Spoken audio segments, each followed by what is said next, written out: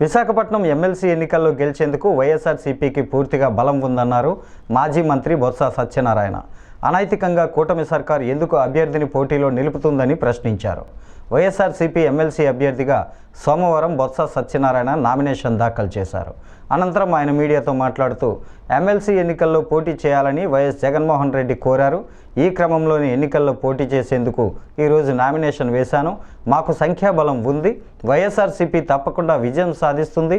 మాకు 530 మందికి పైగా ప్రజాప్రతినిధుల బలం ఉన్నప్పుడు కూటమి అభ్యర్థిని ఎందుకు బరిలో దింపుతుంది? వైఎస్ఆర్సీపీకి బలం ఉన్న అనైతికంగా ఎందుకు అభ్యర్థిని పెడుతున్నారు అని అన్నారు.